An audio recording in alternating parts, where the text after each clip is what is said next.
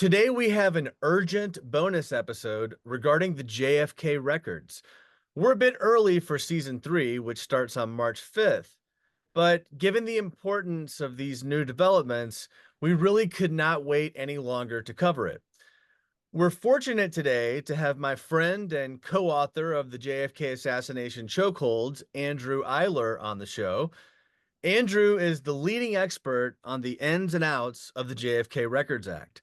He's been on Solving JFK before to explain the status of the records and to highlight how the National Archives has not been following the existing law when it comes to the JFK records. We have a lot of new information to cover in this episode, including some breaking news.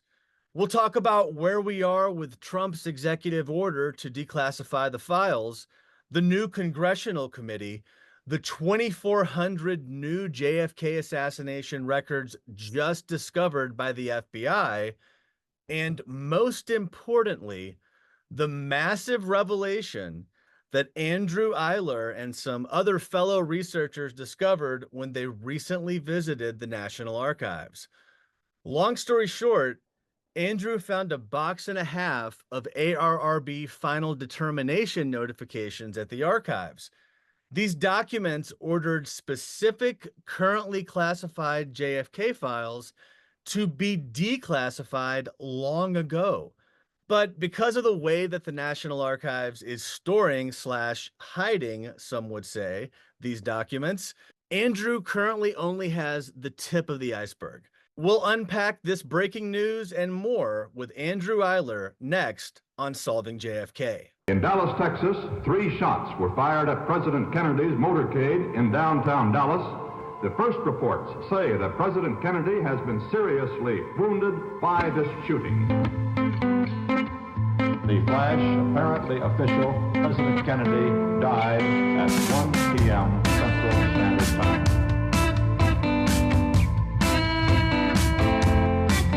I don't know what this is all about.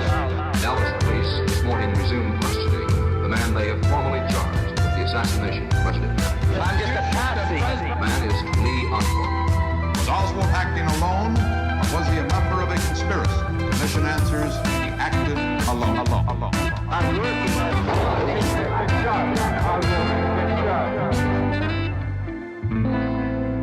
I'm just a patsy. Hey, Andrew. Welcome back to Solving JFK.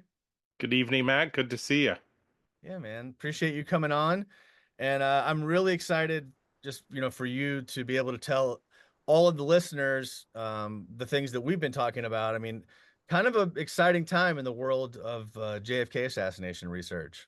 It's been a busy and crazy 2 weeks, well, maybe even 3 weeks, as we've seen a lot of stuff happen.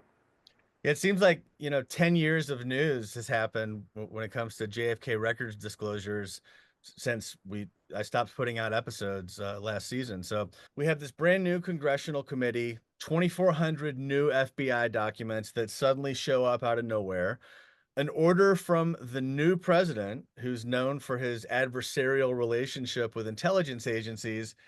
And this order is seemingly to declassify more records. And then we have this massive discovery that you made at the National Archives. So let's go ahead and jump into it. We have a lot to cover. The executive order was signed on January 23rd by Trump, and it, quote, directs the Director of National Intelligence and other appropriate officials to present a plan within 15 days for the full and complete release of all John F. Kennedy assassination records. According to the AP, the Office of DNI did provide a plan to the president by the deadline, but there's been no information at all about what that plan is or what the next steps are. So, yeah, Andrew, what are your thoughts on that? Where do you see this going?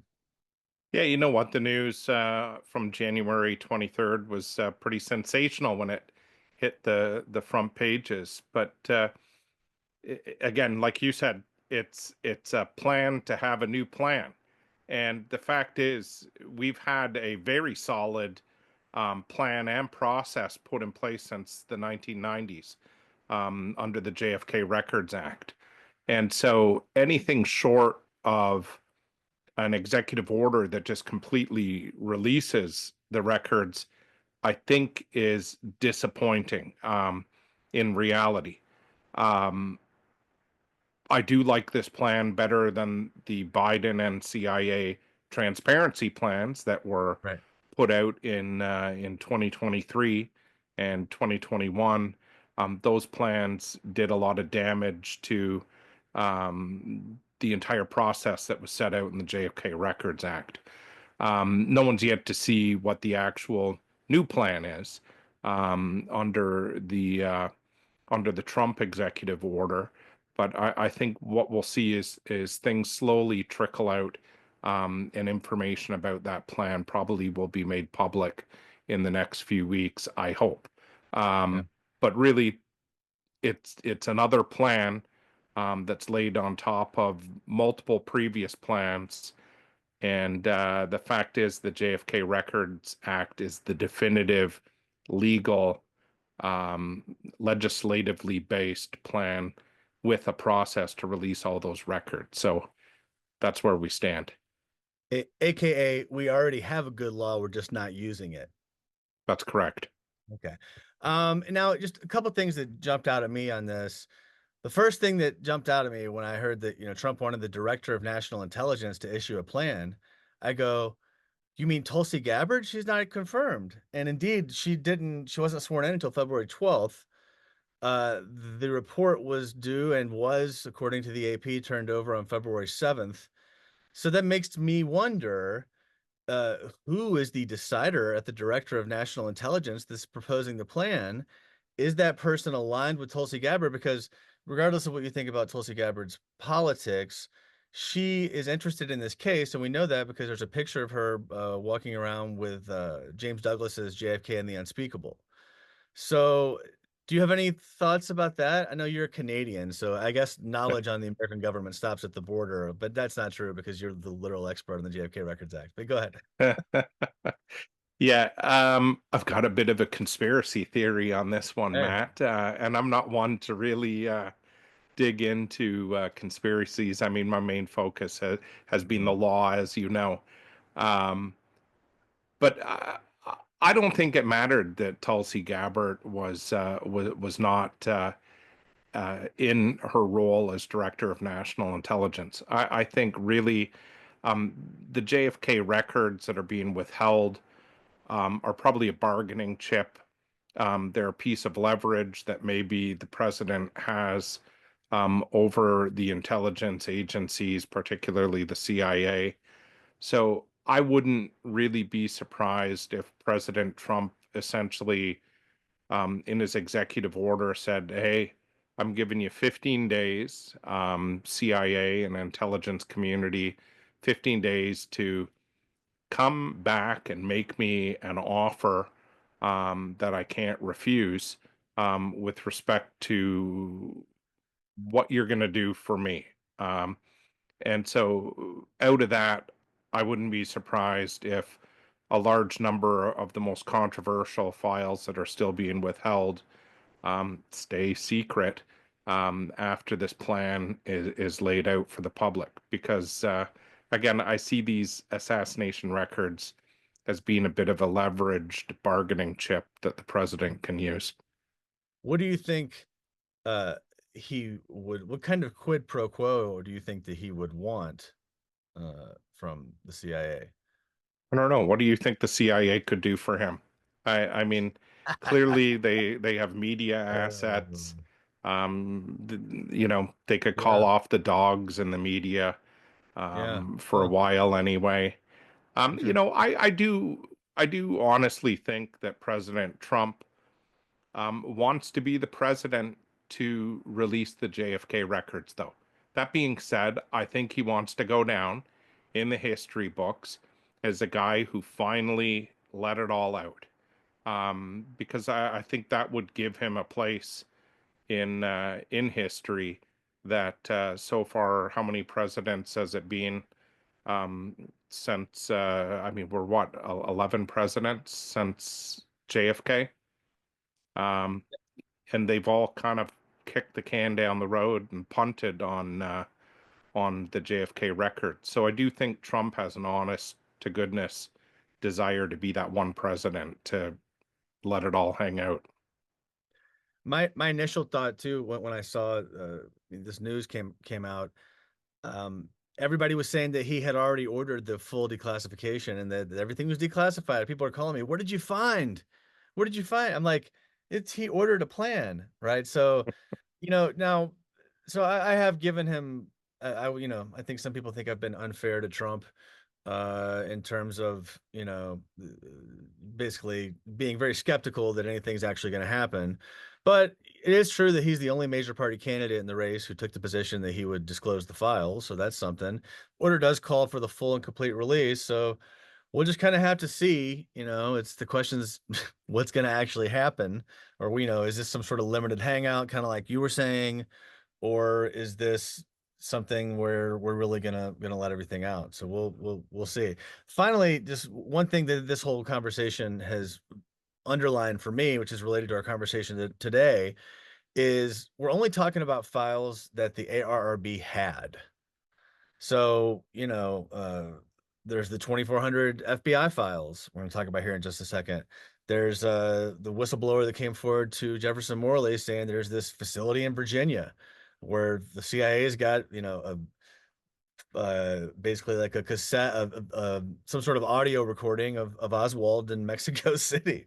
So, there's the point is, just because it's not, in the records that end up being declassified doesn't mean that it never existed. And that's pretty undeniable at this point, especially given these FBI records at the last second. Yeah, I think who's going to be surprised when more and more documents start to come out. I think these FBI records will be very interesting to see what's in them, whether they're the most sensitive records or they were really just peripheral. Who knows, really? I think the way that the records have been handled in general has been pretty poor. I don't think all the agencies complied with the JFK Records Act and turned over all of their assassination related records. I think there's probably thousands more records sitting around various agencies. Not all the agencies even signed off a declaration of full disclosure at the ARRB's request at the end of the ARRB's term. So, I mean, there's probably a lot more out there that that can be turned in. Sure. Let's go ahead and jump into the 2400 FBI files. So I'll just quickly read this excerpt of a CNN article and then see what you think.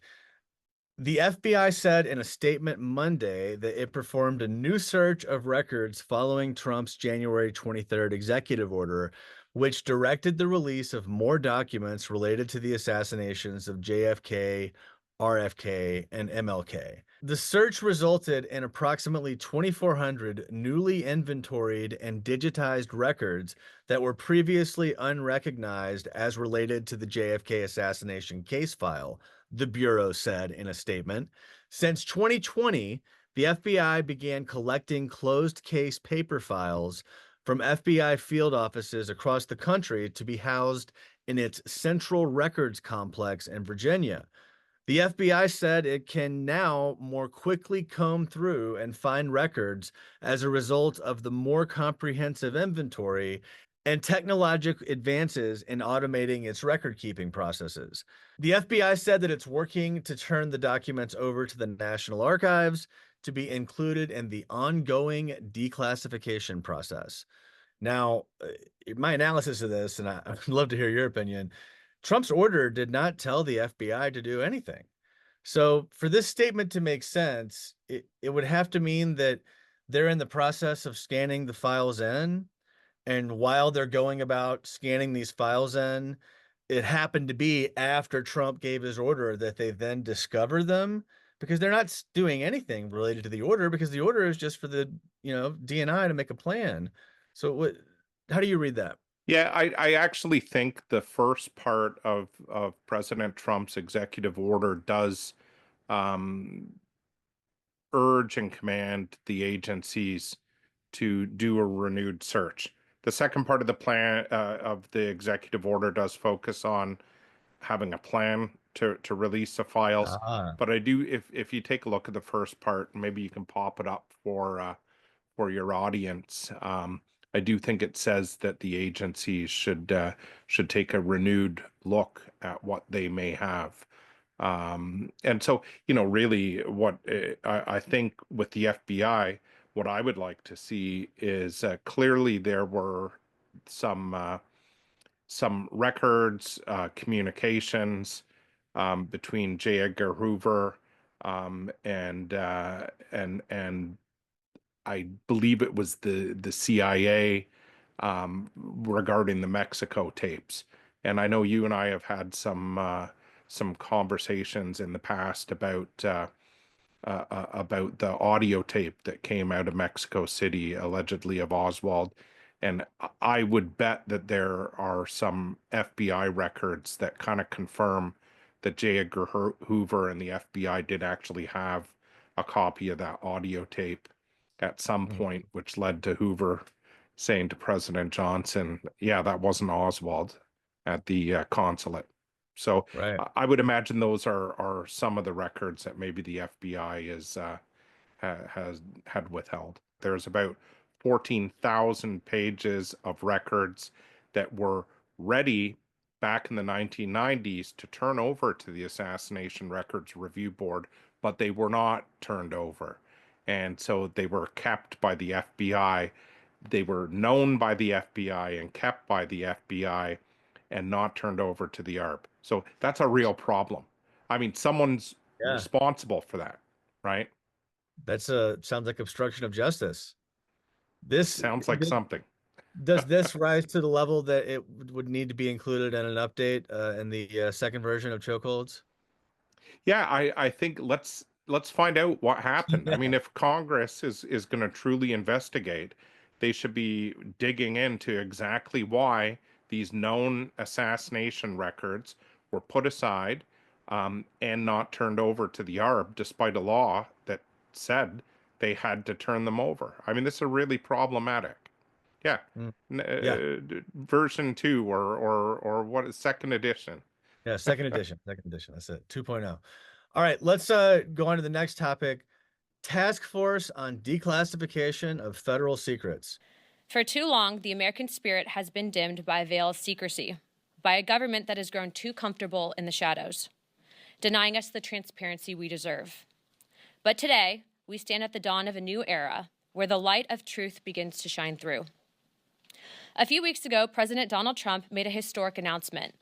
With the stroke of a pen, he committed to declassifying the files concerning the assassinations of President John F. Kennedy, Robert F. Kennedy, and Dr. Martin Luther King Jr., a decision not just monumental, but pivotal. It is with profound honor that I have been entrusted by Speaker Mike Johnson and Chairman James Comer to lead the House Oversight Task Force on Declassification of Federal Secrets. Together with the help of the White House, our intelligence allies, the Department of Defense, the Department of Justice, we will be conducting investigations into the following: the assassinations of JFK, RFK, and Dr. Martin Luther King, unidentified aerial phenomena, also known as UAPs, unidentified submerged objects, also known as USOs, the Epstein client list, the origins of COVID-19, and the 9/11 files. There was this press conference that Representative Luna gave there with Representative Comer. And, it was, well, I've got a few different thoughts on it. And I guess I'm trying to reserve judgment until we kind of find out exactly what happens. But I was excited to see that she mentioned, not by name, but she referenced the idea of the Cybert O'Neill report. The idea that, hey, there's these two FBI agents at the autopsy. I saw her talk about that, and I'm going, she's talking about Cybert and O'Neill. This lady, this is a congresswoman, and she knows about Cybert and O'Neill. That's exciting. And then the other thing is, she says that she believes that there's two shooters, which obviously we know kind of what side of the line she would fall on in that case. And I'm sure that drives the people who think Oswald did it alone crazy, that presumption is being made. But the point is, we got to get these documents. There's got to be some reason they're holding them, or otherwise they're just sat. Like, if you're thinking logically, whoever's in charge, actually, you want people to trust you, and you don't have anything really to hide. Why would you not just turn it over or destroy it? That's my thing. Just destroy it. You've destroyed everything else. No one cared. Like it's gaslighting to me to pretend that you're going to comply. Just burn the records and let's move on and tell us that there's nothing there. Administrative error. That would be closure for me. But anyway, short of burning the records, I'd love to get them if they would decide to not burn them and give them to us. The concern I have about this task force is that it seems a little broad. So we're covering JFK, RFK, MLK, 9/11, Epstein, and basically UFOs, the new hip names for UFOs. Why not throw in Las Vegas shooting, the Oklahoma City bombing, and everybody's favorite, Mothman. Where is Mothman in the mix?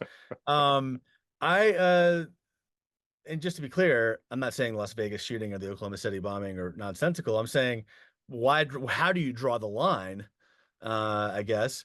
And but I just worry with a limited amount of time and a limited amount of focus, how much can really get done. And that's why I would hope that this congressional committee, at a bare minimum, would help you get the ball over the line and getting these files that have already been ordered to be declassified to actually be declassified.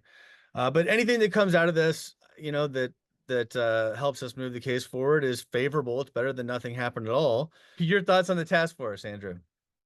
Yeah, it's a lot to chew, right? You've laid it all out there. All of these different long time cases, throwing in UAP, UFOs, 9/11. I don't know how they're planning on dealing with each of these subjects, and so the lack of focus is a bit of a concern.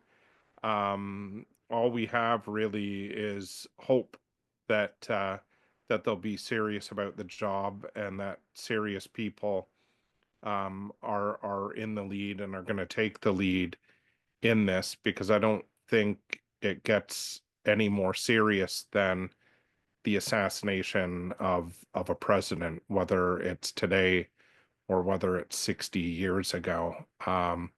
So if this turns into a circus, I think it will do a disservice to the people of America, and I do feel very strongly about that. There are some really critical things that this task force really needs to look at. I hope that they stay focused on the serious issues and don't devolve into, these age-old, confusing contortions that we've seen come out of the research community. So I hope they do their job. I have hope, but I also have deep concerns. Right. Okay, that's fair. All right, let's get to the breaking news, the big story, which is a major discovery at the National Archives. And what's great about this is it's not just a major discovery by anybody. It's a major discovery by the exact person that you would want to discover it. You, Andrew, you went there looking for it. You had a theory of what would be there. You put your work in. So I don't want to give the whole thing away, but I guess let's start out with just zooming out. The big picture of the ARRB, super duper high level. What's the point? What did it do? The idea of periodic review, that kind of thing.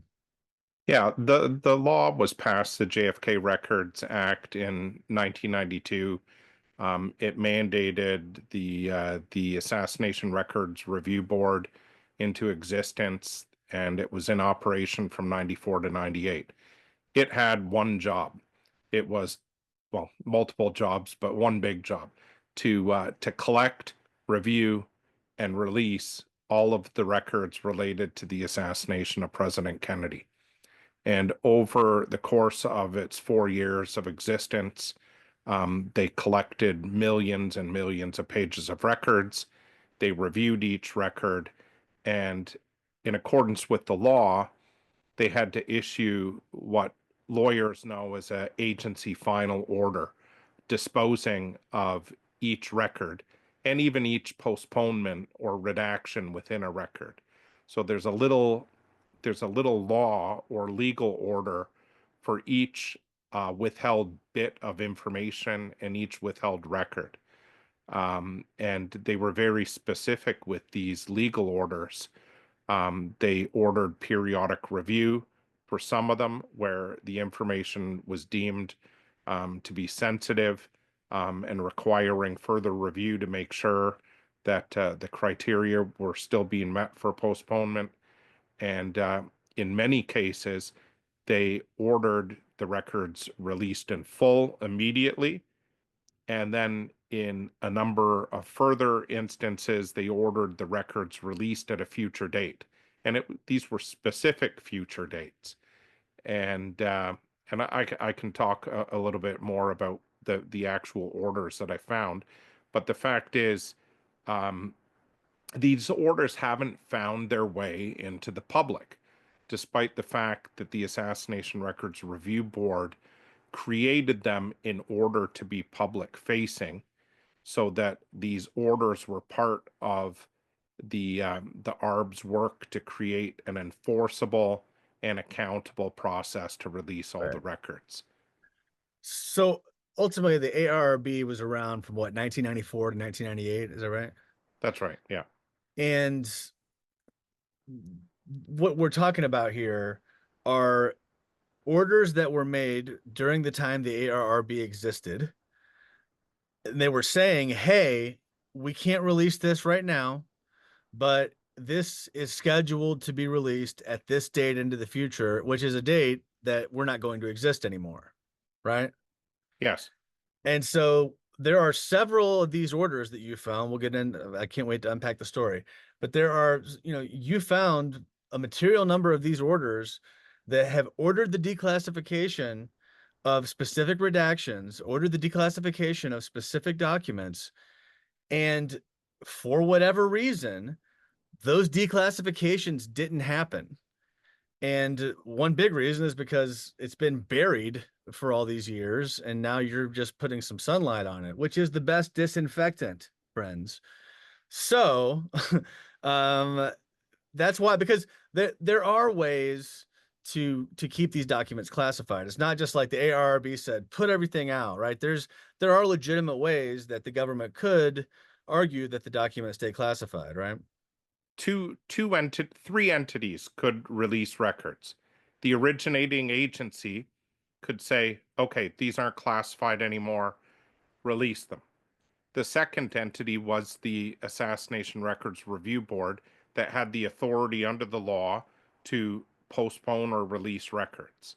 And the third is the president, and the Congress, president and Congress, who had control over their own records, and the president over the executive branch records, could also release or postpone these records. So, yeah. What happened, though, is that the ARRB did, in fact, issue hundreds of orders released that I found anyway. It's probably more like thousands of orders, because I could only get my hands on 450 of these final agency orders. And I do believe that there's probably over 30,000 in total. So I've been able to get 450 out of 30,000 plus orders that were issued. Out of the 450 you were able to get, so you guys have done some work cross-referencing the orders that you have, and what things should have been released already versus what we actually have in the public record? I know that's quite a gargantuan task. Yeah, listen, this is a little bit confusing for your audience probably, but yes, we a small team have been going through. We're not finished it yet because it is a gargantuan task, cross-referencing each of these orders with the actual records to see how they've been handled and disposed of. But what we found, for a very, very large number, in the hundreds, is that the ARRB issued orders to release hundreds of these records in January of 2006. And for a very large number of these orders, the records remained withheld until after 2018 to 2023. Now we have in this group found 4 records that despite being ordered released in January 2001, they appear to remain withheld under the CIA transparency plans. So, okay, that's great. So you were able to show that about a little less than half of the records that you looked at, they actually did not release them when they were supposed to in 2006, but they did finally at some point release them either in 2018 or 2023. But for 4 of the 450, so about what's that? There could be more, 1%? Matt. Okay. There could be more. Yeah, we Okay. haven't finished the full analysis, but I've found 4 records that were ordered released in 2006 that Right. appear to remain withheld under the CIA transparency plans. Right, but we can extrapolate. There's 30,000 of these, and there's 5. Let's say there's only 4. Let's say it's 1%. So what's 1% of 30,000? That's 300 documents. And I can That's say, material. here's the thing: the the records that I was able to pull, these ARRB final determinations, were only for the year 1996. So I've not seen any final determinations from the ARRB for the years 1997 or 1998, which I believe those are the years that they issued the most Mm. determinations as they were finishing up their work. Let's get into your actual trip to the National Archives and your theory of it. Because here's what's cool about this. It's one thing to go to the National Archives and say, I want to go see the magic bullet. I want to go see the gun. And I went there and I touched some documents and look at me. I'm LARPing as a researcher. I could be a research LARPer, candidly. I think I could pull it off. But what Andrew actually did was when looking for these documents that is it true that no one had found it's not like they were out there before. You just suspected that they must exist. Is that right? The final determination Yeah, forms? you know what? In the Act, they don't call these records final determination notifications. They don't call them agency final orders. 2 sections of the Act refer to them. I mean, the main section that is 9C3B of the JFK Records Act says the ARRB had to create a report, and the report for each record or each postponement had to provide certain information, the Section 6 criteria for postponement, and a date on which the record should be periodically reviewed under other sections of the Act or released. And so, knowing that the law required the ARRB to create these reports, I went looking for those reports because they had to be organized in some fashion. And what I found was an internal ARRB memo from 1997, I believe, June 1997, or maybe it was June 1996, where the ARB staff were tasked to it was called the ARRB Final Determination Project. Um, and what the staff was tasked to do was to take these final determination notifications and append them to each record before the ARB shipped the records off to the archives to be cataloged and stored. So that was the first inkling that I had, and that was about 2 years ago that these final determination records existed. And so then I went about finding them, and there's a few of them out there in the like on Black Vault or on Mary Farrell. You can see one pop up once in a while, but they're not cataloged. They're not really digitized.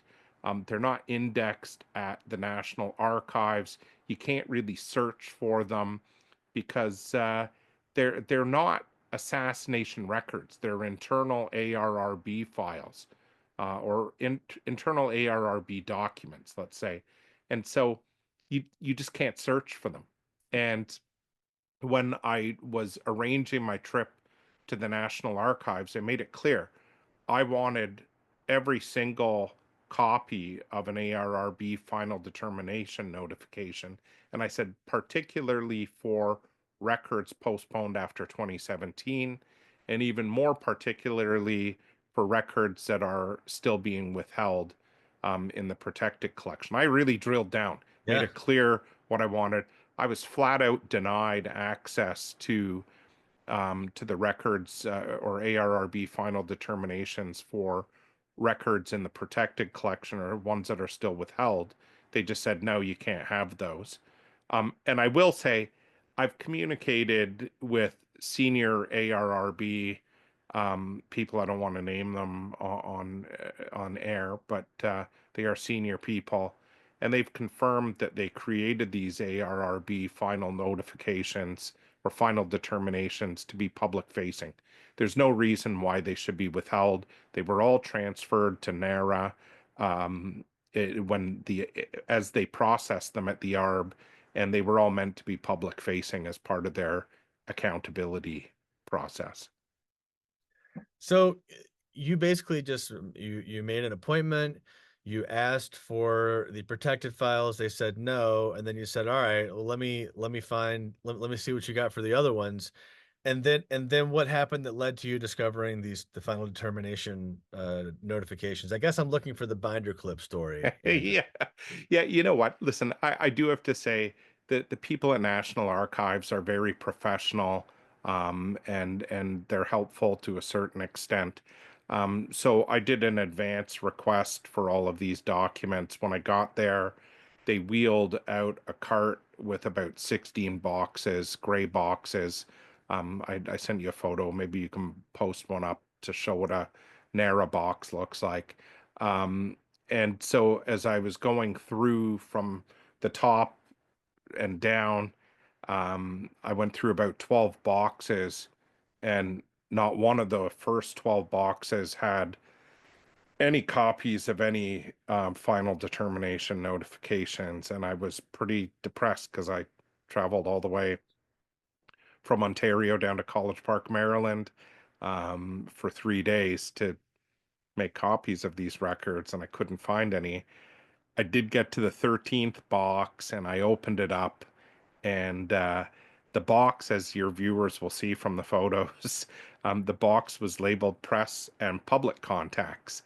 And when I opened it up, I had no hope that anything of value was going to be in that box. But lo and behold, there was a very thick stack of ARRB final determination notifications. There was only a half other box full of these documents, and so in total, I got a box and a half. There really should have been about 16 boxes just of these final determination notifications, because there's over 30,000 of them. And you know, I don't want to make more of this clip story than is possible, but the stack was pretty thick that I got, and it was held together by this binder clip. And when I went to unclip it, I got reprimanded pretty severely by the proctor or monitor at National Archives, who came very quickly up behind me and scolded me for removing this clip. And so I mean, some people have found humor in this story. So I asked her, well, what am I supposed to do? And she said, you're supposed to go down to the end of the archive room and have an archivist unclip my stack of papers.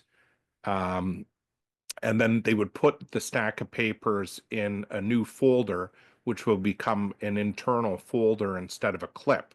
So when I went to put the documents back in the box in the right order, they would now be unclipped, but in a folder.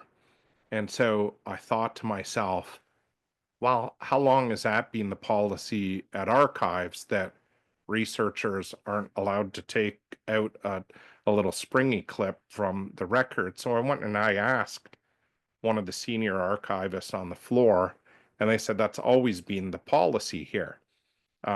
You don't take clips off, and an archivist does, and then they get reinserted in a file folder. So, I mean, I thought to myself, well, I wonder what that means, because if you don't put a clip back on, it suggests that these records hadn't been sorted through by any researchers on a previous visit to NARA, and that these are probably, and a lot of the pages were actually stuck together. So a lot of them had water damage on them. So when you go to open the files, they kind of like pop. Do you know what I'm saying? With Yeah, yeah, old yeah. old paper. And so if no one had seen these records in 30 years, um, I find that kind of telling as well. These files really have been buried. You can't search them. They're not digitized. They're not online anywhere. They're in a box titled or labeled press and public contacts, and they weren't complied with, from what I can see at all, by the archives or the National Archivist, who had a duty to follow the orders laid out in these ARRB final notifications. So if somebody goes to the National Archives and they find something with a binder clip, they kind of know that the binder clip is like, in a way, like staking your flag. You're in the document, like you did it. You're the first one there. You unclipped the binder clip, man. So Yeah, congrats. well, listen, they said it's not incomprehensible that a previous researcher broke the policies and unclipped the documents and then put the clip back on. I may have just been the first one to get caught, but chances are that most researchers follow the rules, and so there's a high likelihood that those documents had not been viewed before. Wow. Well, yeah, that was a pretty big story. When you first started telling me the thing about the binder clip and you were asking, well, how long's that been the policy? I thought you were just telling me how you were a jerk to them. You're like, so then I was like, well, the last time I was here, that's not what you guys were doing. Then I realized why you were asking it, because you're a nice person. You're from Canada after all. But anyway, yeah, I think whether or not it's absolutely true that the binder clip means no one's seen it, I think we need to get you some sort of a binder clip trophy type scenario. And you had some folks with you too, right? Yeah, you know what? One of the best parts of the trip was meeting up with your friend Jeff Crudell over at JFK: The Enduring Secret, and our co-author Paul Blow. And it was good in many ways. They both were huge help doing the research, and but they were also witnesses to see what went down with the exchanges between the archive staff and myself as I was trying to obtain the other 30,000 records. Um, so I'm glad I wasn't there by myself, because it was good to have people um, watching the interactions and seeing how things went down there. Because when I did ask a senior archivist on the JFK records where the rest of the final determinations are, and he could not show them or produce them, and I only got access to that box and a half final determinations.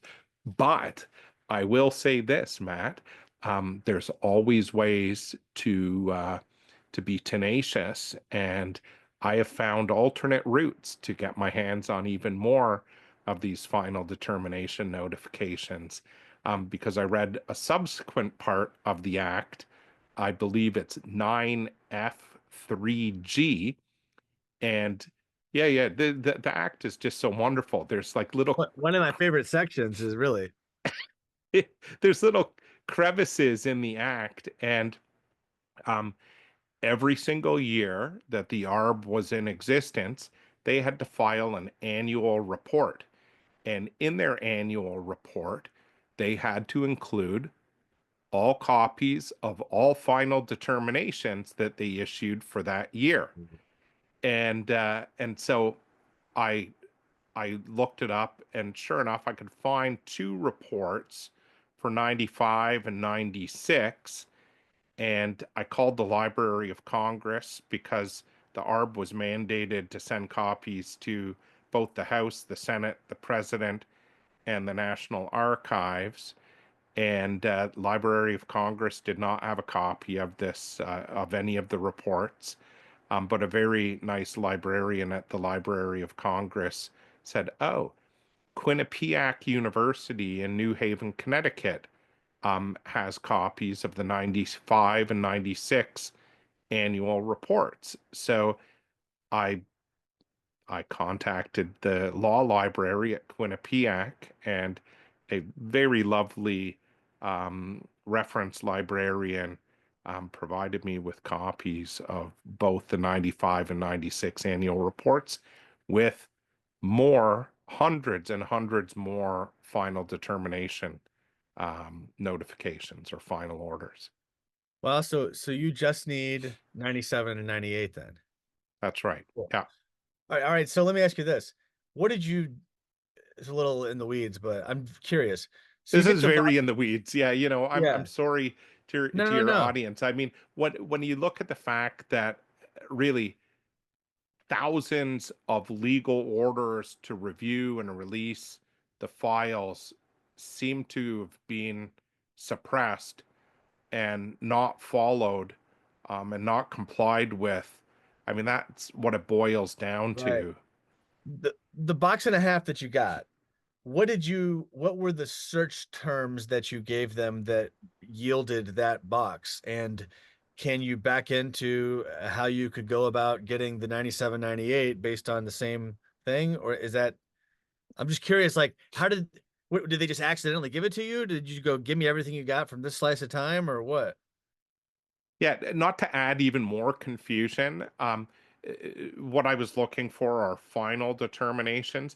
There are also these things called formal determinations, right? And that's what the archives gave me.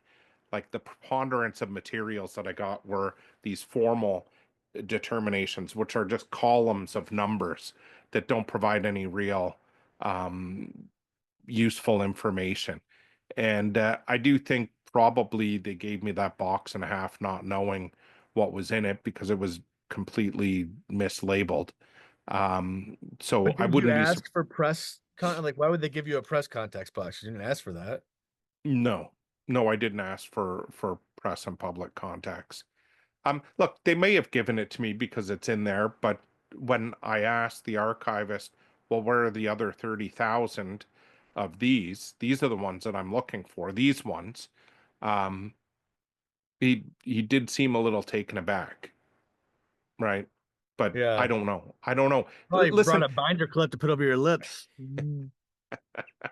listen, Matt. I mean, the fact is, even really experienced members of the research community didn't understand the scope of these records, these ARRB final determination notifications.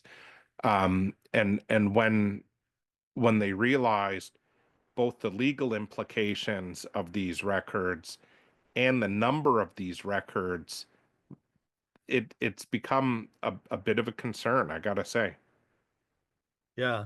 Let me just quickly, the high level summary of this. So if you're gonna have, hear one thing, I think, and you can add to this or tell me if I got anything wrong.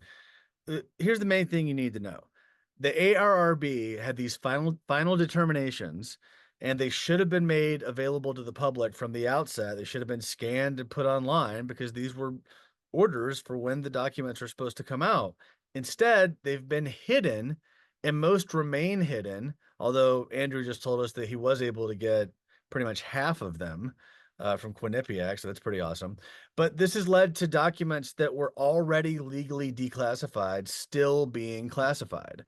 And you can't enforce the JFK Records Act without the orders.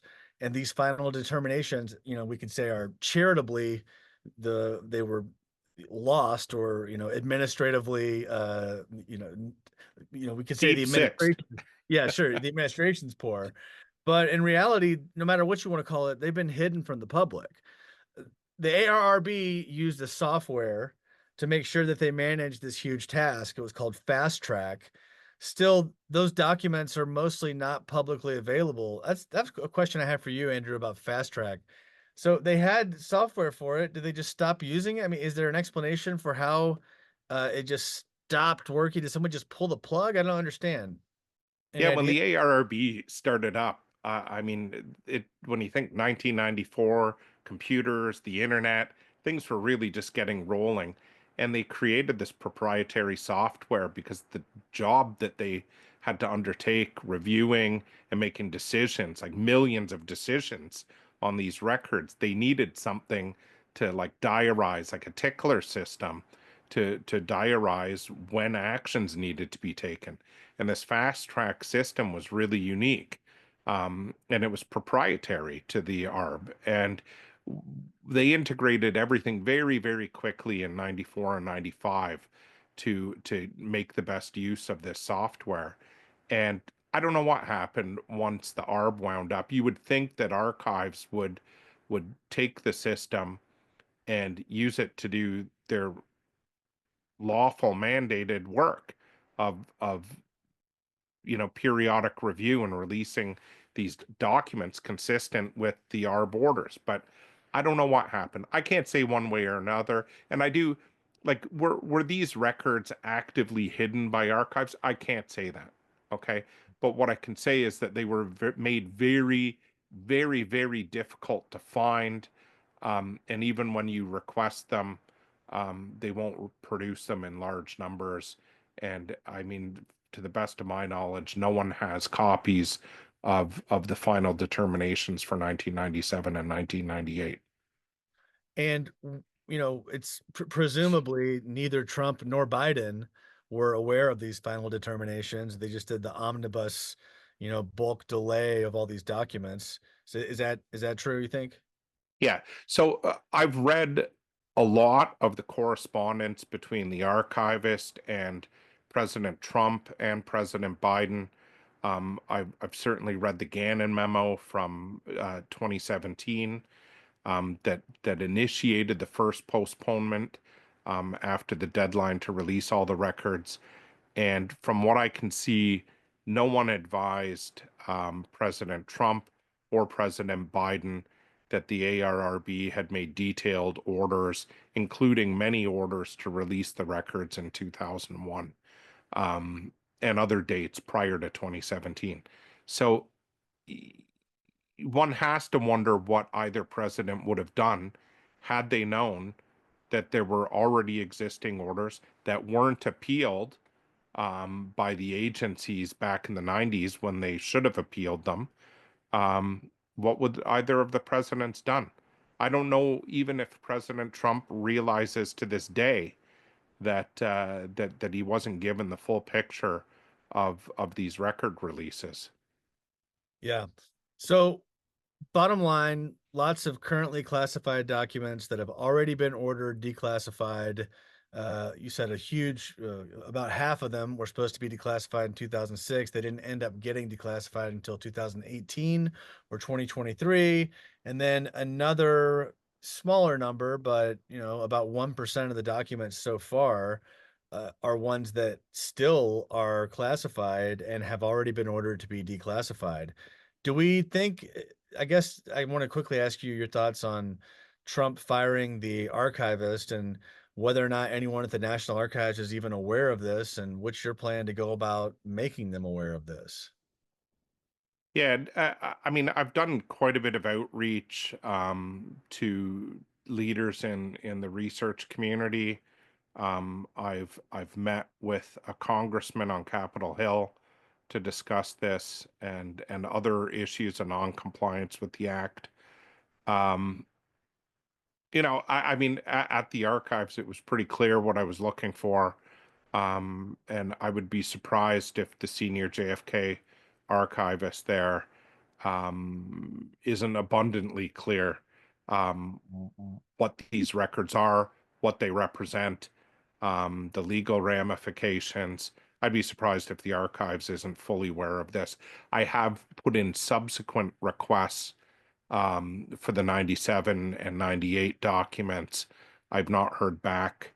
from the archives. I've been bounced around a little bit between archivists that I've reached out to. I hope to hear back. I've also put out questions to senior members of the ARRB um, about whether they issued reports for 97 and 98. I'm still waiting to hear back from them on this. I'm waiting for comments about what I've discovered from members of the ARRB as well. All right, so last question. Let's assume we get all the rest of these final determination notifications, and it occurs at about the same rate, about the rate of 1%, 2% of the remaining 30,000 files are still declassified, even though they've been ordered to be, I'm sorry, are still classified, even though they've been ordered to be declassified. You know, if that ends up being the case, we're talking 300, 500 documents. Would it not just be as simple as filing a lawsuit with a writ of mandamus and going, here's the statutory duty, here's the order, here's the proof that you're not complying, make it go? Like, is it? I don't understand. It seems like a layup to me. Yeah, I mean, I think there is definitely a legal hammer that can be applied. Whether it will be successful or not is a different question. Orders were issued, legal orders, they weren't complied with. It seems a little arbitrary and capricious to they weren't appealed, um, for them to be later reclassified after they were declassified in the mid 2000s. I think there is a strong case that can be made in the courts, and with mandamus or the Administrative Procedures Act. Yeah, I mean, to me, it's a fundamental, do we have a rule of law or not situation? So let's it'll be interesting to see where this goes. And just kudos to you, Andrew, on your work, and Jeff and Paul for everything they've done too. The, it's just so cool that you had the idea that this would be there. You went to go find it. You found some, and then you were able to go find the other, half of the rest of what you're looking for. And indeed, they've they've still got some things classified that they're not supposed to have classified. I mean, pretty cool, man. Good stuff. Yeah, I mean, Matt, the crazy thing is that back in 2022, in the spring of 2022, I had this really all formulated out, and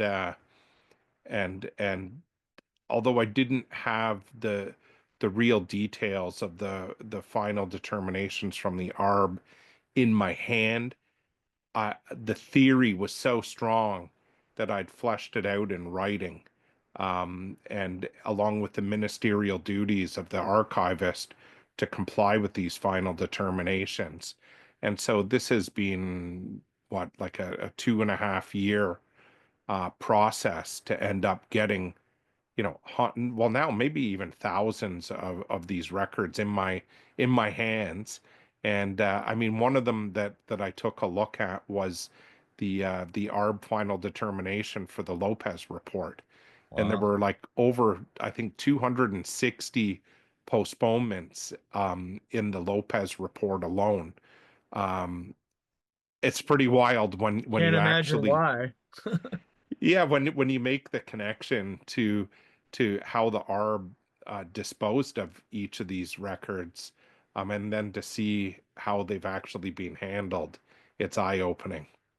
Wow, yeah. So we'll have to have you back on again, and next time we can either you can either break down how Trump has done a wonderful job in declassifying everything, and the congressional committee was able to successfully, follow the JFK Records Act, or you can come on and tell us about the new lawsuit that you're going to be involved with. So we look forward to it either way. Matt, it's been great talking to you. Thanks so much for getting this out there. All right. Thanks, man. We're going to have one more bonus episode next week, and then we'll be starting with season 3 on March 5th.